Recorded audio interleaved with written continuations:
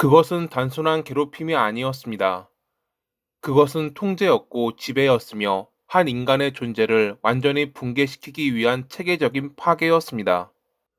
니키가 겪은 괴롭힘은 우발적 행위가 아니었습니다. 그것은 계획적이었고 그 과정이 촬영됐으며 인터넷에 업로드까지 됐습니다. 그리고 그 영상은 어디까지 퍼졌는지 아무도 알 수 없었죠.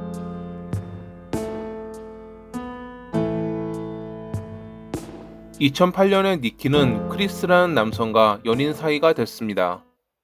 2012년에 그녀가 임신한 뒤 그들은 뉴욕 솔트포인트에서 동거를 시작했죠. 처음에는 달콤했습니다.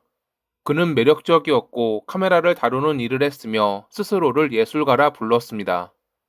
니키는 그가 자신을 특별하게 여긴다고 믿었습니다. 그의 관심은 집요했지만 그녀는 그것을 사랑이라고 착각했습니다. 하지만 관계는 천천히, 그러나 분명하게 기울기 시작했습니다. 그는 그녀의 옷차림을 통제했고 누구를 만나는지 묻기 시작했으며 핸드폰을 확인했습니다. 나는 널 지키려는 거야 라는 말은 넌 내 거야 로 변했습니다. 괴롭힘이 본격화된 것은 카메라가 침실을 향했을 때였습니다. 처음에는 합의된 촬영처럼 보였습니다. 그러나 곧 그것은 강요가 됐습니다. 그는 촬영을 멈추지 않았습니다. 그녀가 울고 그만하라고 애원해도 카메라는 계속 돌았습니다. 그 영상은 단순한 기록이 아니라 협박 수단이었습니다.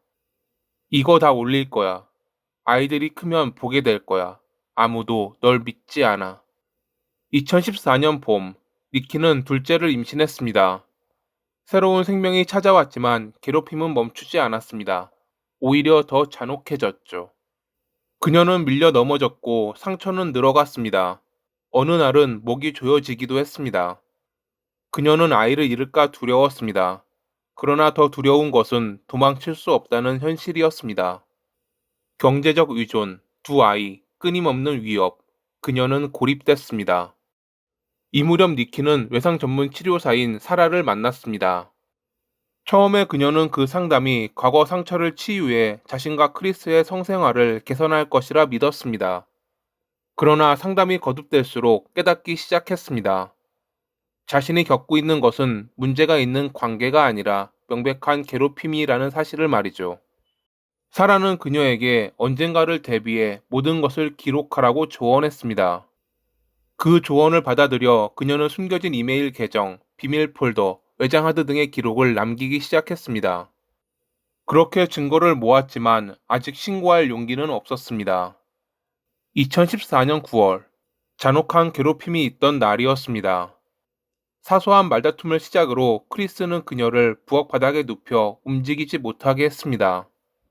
그리고 달군 금속 숟가락을 그녀에게 들이밀었습니다. 이날 그녀의 몸 곳곳에는 붉은 화상 자국이 남았습니다. 그녀는 병원에 갔고 왜 이랬는지 묻는 의사에게 계단에서 넘어졌다며 말을 흐렸습니다.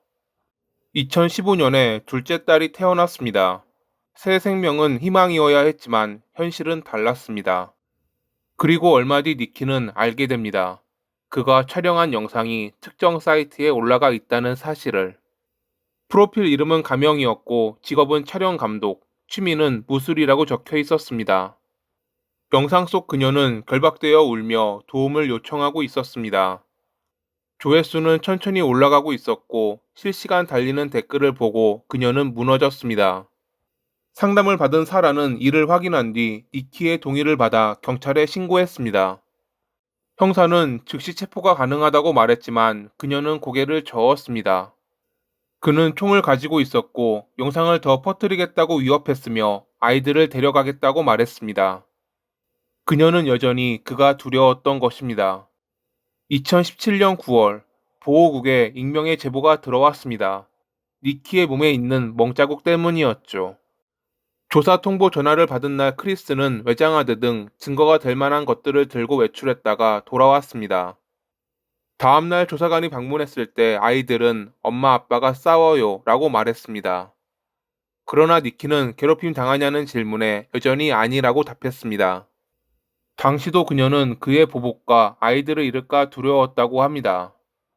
조사관이 떠난 뒤 크리스는 총을 꺼내 쏘고 싶으면 네가 쏴 라며 건넸습니다. 그것은 조롱이었고 도발이었습니다. 그리고 그날 밤 괴롭힘은 또다시 이어졌습니다. 다음날 새벽 2시가 조금 넘은 시간, 고요한 정적을 깨우는 총성이 울렸습니다. 얼마 뒤 니키는 아이들을 깨워 차에 태웠고 집을 잠시 바라본 뒤 떠났습니다. 차를 몰고 달리던 중 그녀는 신호등 앞에서 멈췄습니다. 하지만 초록불이 켜져도 그녀는 차를 출발시키지 않았습니다. 마침 그녀의 뒤에 있던 경찰차가 경적을 울렸습니다. 경찰차를 확인한 니키는 결심한 듯 차에서 내렸고 무슨 일인지 묻는 경찰에게 제가 사람을 쐈어요 라고 말했습니다. 경찰이 그녀의 집으로 갔을 때 발견한 것은 사망해 있는 크리스였죠. 그녀는 자신이 정당방위를 했다고 믿었습니다. 하지만 조사실에서의 공기는 달랐습니다. 형사는 반복해서 말했습니다. 왜 총을 쐈죠? 영상은 합의였던 거 아닙니까? 그녀는 점점 깨달았습니다. 크리스가 수년간 반복했던 아무도 널 믿지 않아 라는 말이 현실이 되고 있음을. 그녀는 곧 살인죄로 기소됐고 60만 달러의 보석금이 책정됐습니다. 지인들의 도움으로 겨우 보석이 허가됐지만 기소는 유지됐습니다. 검찰은 의도적 살인을 주장했습니다. 재판 과정에서 협박 문자, 의료 기록, 상담 기록, 화상사진 일부 등 많은 증거가 배제됐습니다. 법적 기준을 충족하지 못한다고 판단됐기 때문이었죠. 형사 재판에서는 사실 여부만큼이나 증거의 적법성, 관련성, 공정성이 중요하게 작용한다고 합니다. 당시 재판의 핵심 쟁점은 그날 밤 총격이 정당방위였는가였습니다. 판사는 배심원들이 과거 괴롭힘 전제에 감정적으로 휩쓸리는 것을 우려했습니다. 따라서 일부 증거들이 사건 당일의 즉각적 위협을 판단하는 데 직접적이지 않다는 이유로 제한되거나 축소된 것이었죠. 결국 배심원단이 본 것은 밝고 사교적인 남성의 모습이었습니다. 그리고 그의 지인들은 다음과 같이 말했습니다. 그는 절대 그런 사람이 아니다. 니키는 수년간의 피해자에서 피고인으로 완전히 뒤바뀌었습니다.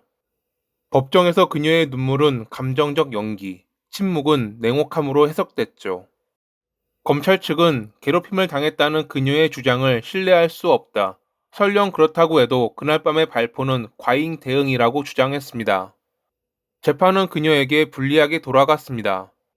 결국 배심원단은 유죄를 평결, 재판부는 19년 뒤 가석방 가능한 종신형을 선고했습니다. 2019년에 뉴욕주는 가정폭력 생존자 정의법을 통과시켰습니다. 이는 피고인이 겪은 괴롭힘이 범행에 중대한 영향을 미친 경우 형량을 감경할 수 있도록 하는 법이었습니다. 니키 역시 감형을 받을 수 있다고 판단됐는데 재판을 맡은 에드워드 판사는 그녀가 요건을 충족하지 못한다고 판결합니다. 그녀가 충분히 떠날 수 있었음에도 떠나지 않았다는 이유였습니다. 하지만 항소법원은 이에 동의하지 않고 그녀의 징역을 7년 6개월로 감형했습니다. 그렇게 2024년 1월에 그녀는 사회로 나올 수 있었죠. 훗날 인터뷰에서 니키는 그날의 일은 살아남기 위한 선택이었다고 말했습니다. 언제나 이런 사건에서 마음 아픈 것은 옆에서 모든 것을 지켜본 아이들입니다. 아이들은 아버지를 잃었고 어머니가 수갑을 찬 채 연행되는 모습을 보았습니다.